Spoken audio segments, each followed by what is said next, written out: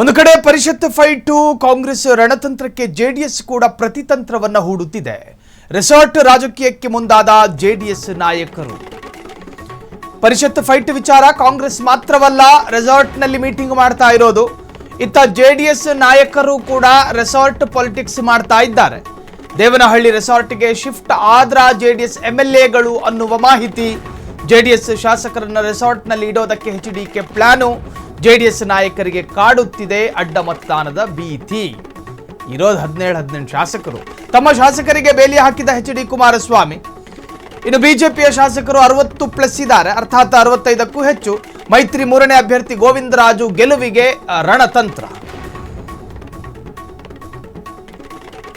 ಒಂದು ಕಡೆ ಬಿಡದಿಯಲ್ಲಿ ಕಾಂಗ್ರೆಸ್ ಶಾಸಕರು ರೆಸಾರ್ಟ್ನಲ್ಲಿ ಬೀಡು ಬಿಟ್ಟಿರುವಾಗ, ಇತ್ತ ಜೆಡಿಎಸ್ ಕೂಡ ಅತ್ಯಂತ ಕುತೂಹಲ ಎಂಬಂತೆ ಓರ್ವ ಅಭ್ಯರ್ಥಿಯನ್ನ ಕಣಕ್ಕಿಳಿಸಿದೆ. ಪ್ಯಾನಿಕ್ ಸೃಷ್ಟಿ ಮಾಡೋದಕ್ಕೋ ವಿಧಾನ ಪರಿಷತ್ತು ಚುನಾವಣೆ ಸಂದರ್ಭದಲ್ಲಿ ಗಮನ ಸೆಳೆಯೋದಕ್ಕೋ ಗೊತ್ತಿಲ್ಲ. ಸಂಖ್ಯಾ ಬಲ ಇಲ್ಲದೆ ಇದ್ದರೂ ಜೆಡಿಎಸ್ ಅಭ್ಯರ್ಥಿಯನ್ನ ಇಳಿಸಿದ್ದು ಕಾಂಗ್ರೆಸ್ಸಿಗೆ ಆತಂಕ ಮೂಡಿಸೋದಕ್ಕೆ ಎನ್ನುವ ಅರ್ಥದಲ್ಲೂ ಕೂಡ ಚರ್ಚೆಗಳು ಶುರುವಾಗಿದೆ.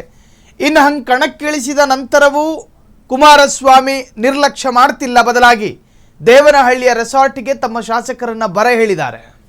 ಬಂದು ಕೂತ್ಕೊಳ್ಳಿ, ನಾನೇನೋ ಹೇಳೋದಿದೆ ಅಂತ. ಅವರನ್ನು ರಕ್ಷಣೆ ಮಾಡುವಂತಹ ಪ್ರಯತ್ನವೋ ಅಥವಾ ಅವರ ತಟಸ್ಥವಾದಂತಹ ಮನಸ್ಸನ್ನು ಜಂಗಮ ಆಗದಂತೆ ತಡೆಯೋದಕ್ಕೆ ಪ್ಲಾನು, ಇವೆಲ್ಲವೂ ಕೂಡ ಅತ್ಯಂತ ಕುತೂಹಲ. ಮುಂದಿನ ಡೆವಲಪ್ಮೆಂಟ್ಗಳಲ್ಲಿ ಸಾಕಷ್ಟು ಗೊತ್ತಾಗಬೇಕಾಗಿದೆ.